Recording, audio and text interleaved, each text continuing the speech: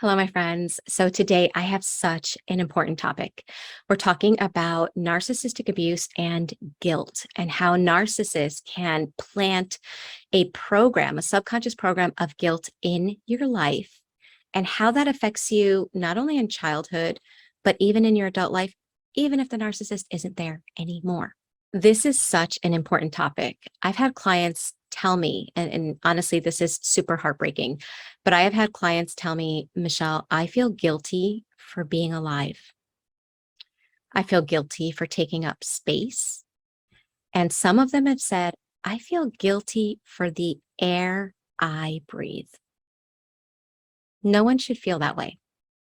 And it's sad to think that someone in your family or someone that you thought loved you, whether it's a parent, a family member, or a significant other, made you feel that way. But that's what happens with narcissistic abuse. So today I want to talk about how they do that, how they get into your subconscious programming, how it affects your life when you become an adult, and what to do about it.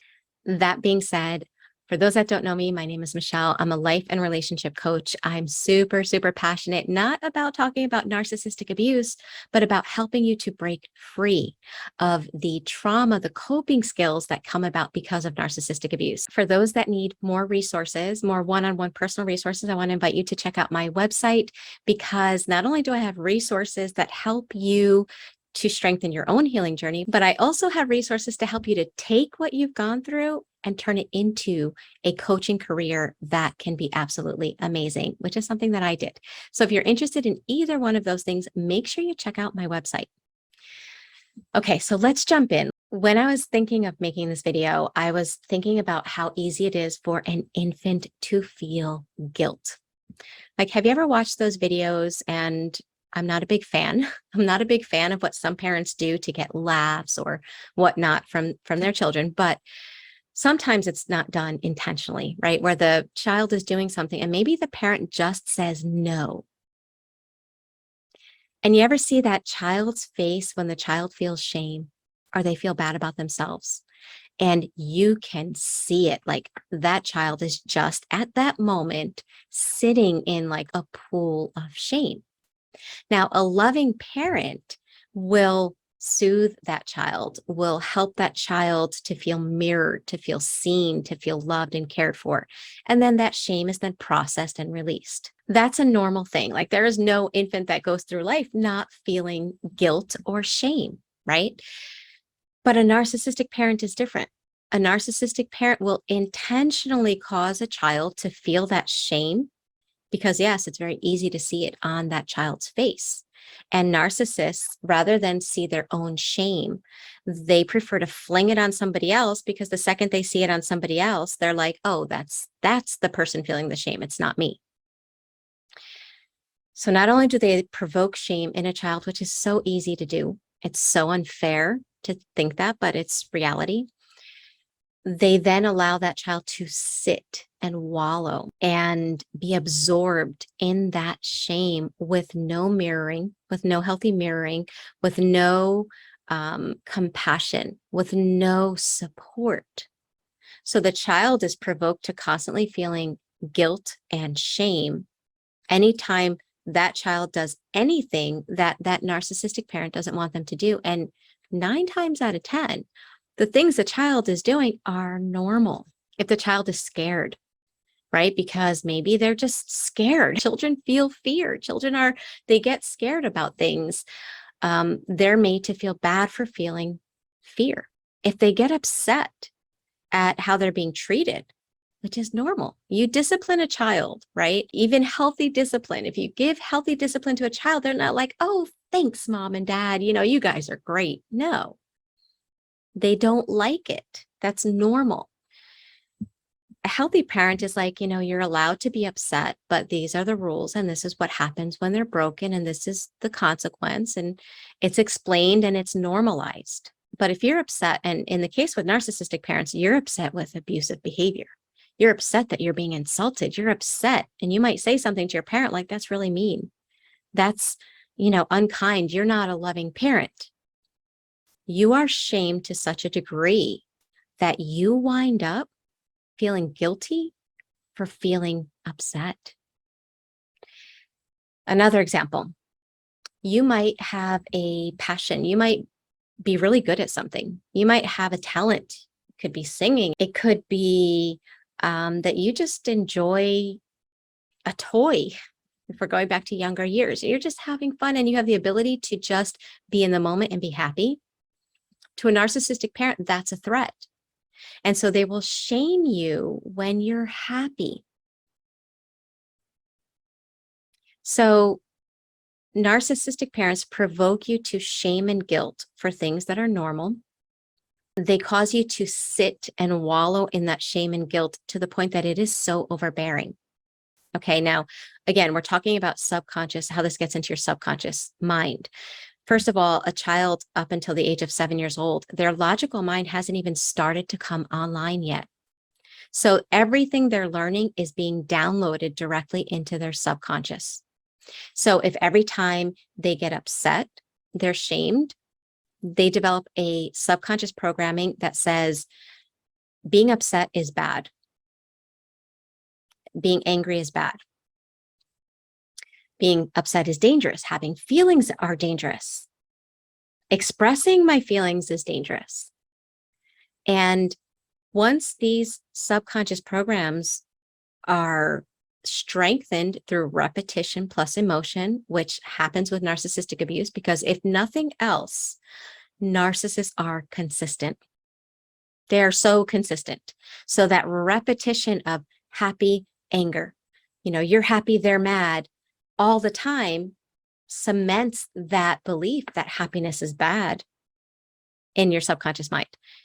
Being upset. If every time you're upset with your parent for yelling and you just want them to stop yelling, right? But every time you're upset, they yell more, or the punishment is so intense. It's so much stronger when you're upset. You get a subconscious programming. Being upset is bad. And I've had clients that have been through that. And it's almost like their tone of voice is like at such a degree that it's this perfect tone of pleasantness. They express no emotion whatsoever. And I've had them tell me, like, Michele, this is my tone. Like, I can't change it. I try to have an emotion and my body doesn't let me. Why? Well, because those subconscious programs are part of your psyche, and our life in our adult life is led by 95% of what's in your subconscious, 5% from your conscious mind. So that 5%, that person is like, I want to have feelings. And the 95% is like, oh no, feelings are bad. So guess which is going to win out? Guess which is going to have more of an effect on your life? So that's how they get it in childhood. They really cement that belief in you. And the crazy thing about our beliefs are once they are hardwired into our psyche, it doesn't take a lot to kick one on. For example, and this is how, like with conditioning, less is required from the narcissist to provoke something in you. Let's say every time you have your own perspective, you are ridiculed, right? And in the beginning, you kind of still have a little bit of agency and you're trying to hold on to your perspective. But the narcissist just keeps on until you just feel exasperated. Well, the next time it happens, you might not realize it, but it takes a little bit less for them to get you to that point of exasperation. And then again and again and again, a little bit less each time, because your subconscious is learning, oh, when I just give up, when I just stop holding on to my perspective, the emotional punishment ends. And so what you don't realize is that your own survival skills start helping the narcissist, not because it thinks it's helping the narcissist, but because it thinks it's keeping you safe. It's like, don't think of your own perspective. Don't have your own perspective because something bad's going to happen. Let's just cancel out and negate our own perspective. It's just more safe.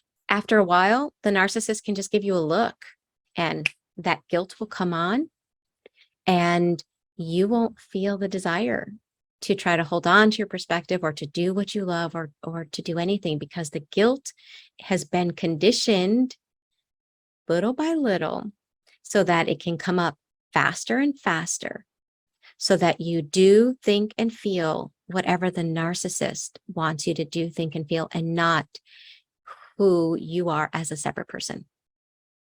I hope this is making sense. Okay.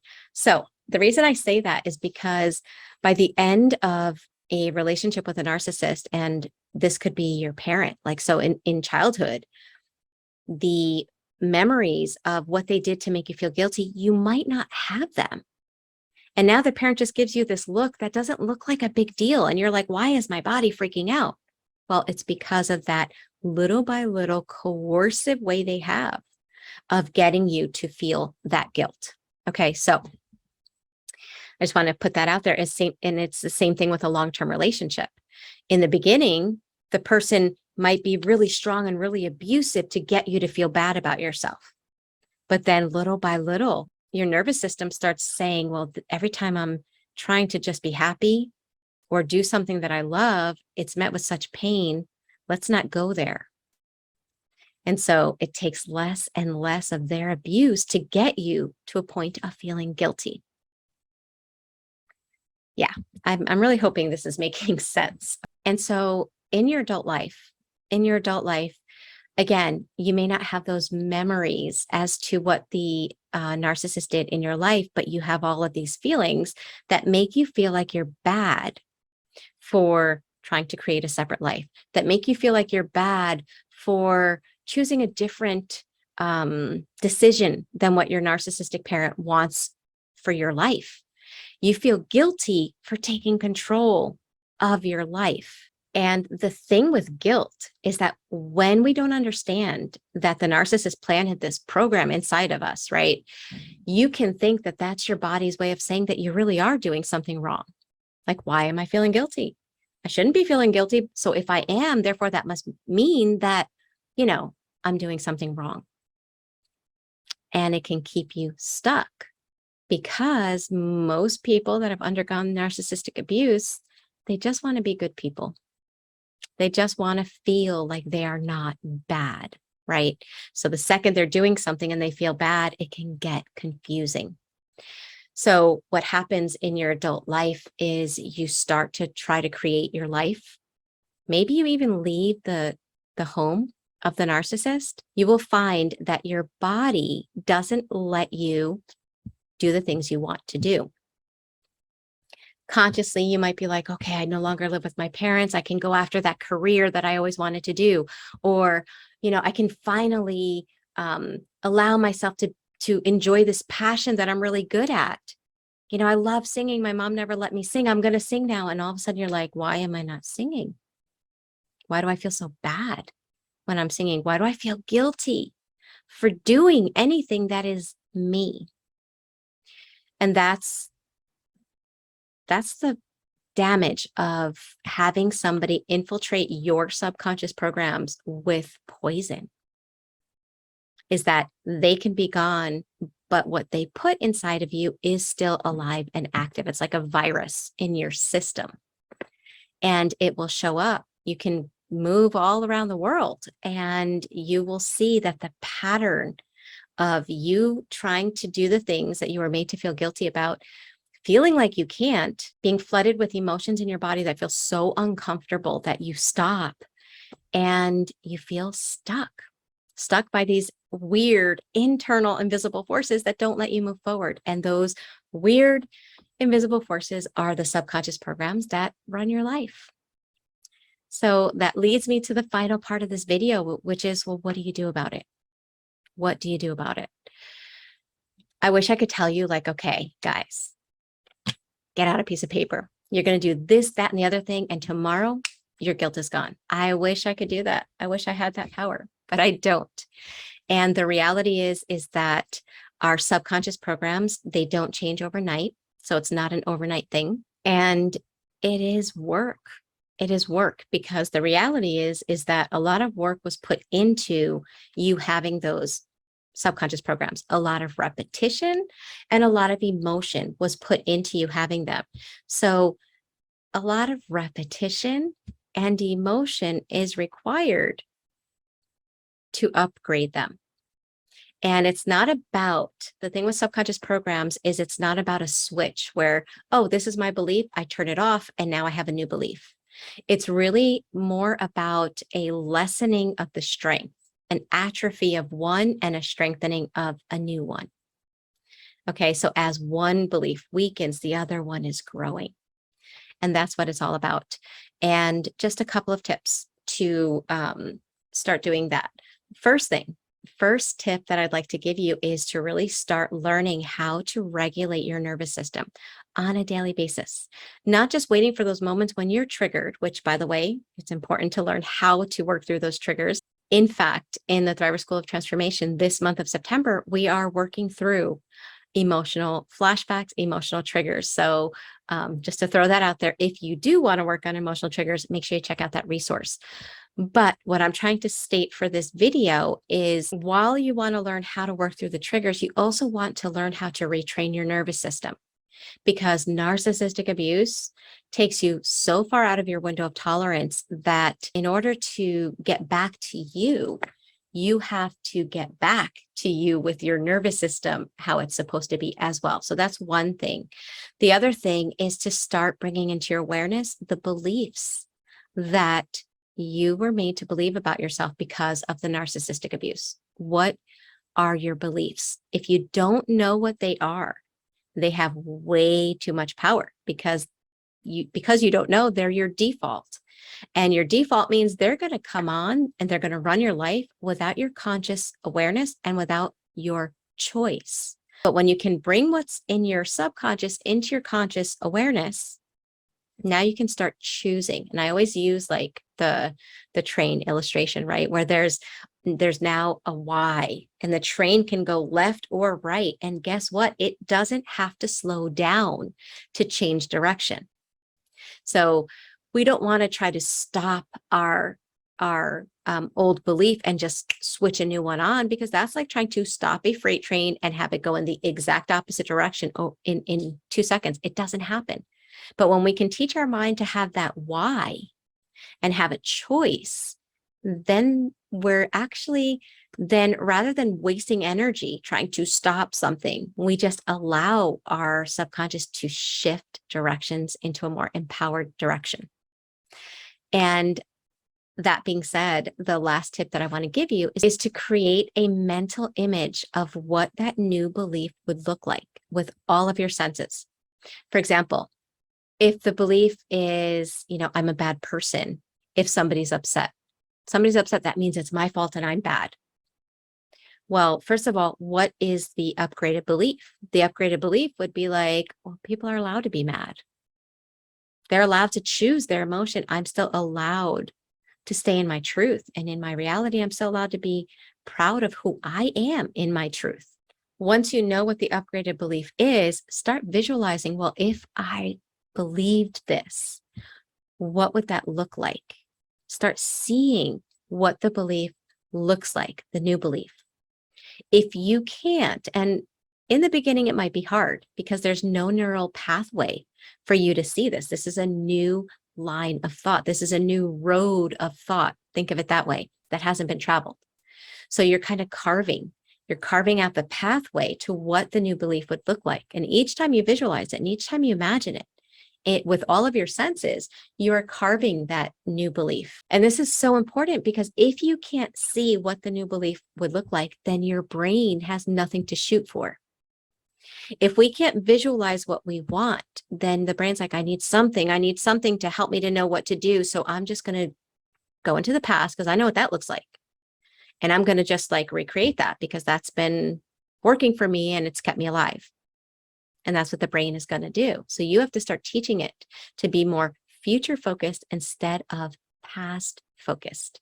Okay, those are some quick tips, but I will say working through subconscious beliefs does take time and consistency is so important. So if you're struggling with this and you want help, make sure you check out the Thriver School of Transformation because we meet together live weekly. So there's that consistency, there's the accountability, there's the support where you see others that are going through it as well. There's the group coaching. There's so many awesome resources that are there and that are designed to help you so that you don't have to travel this journey alone.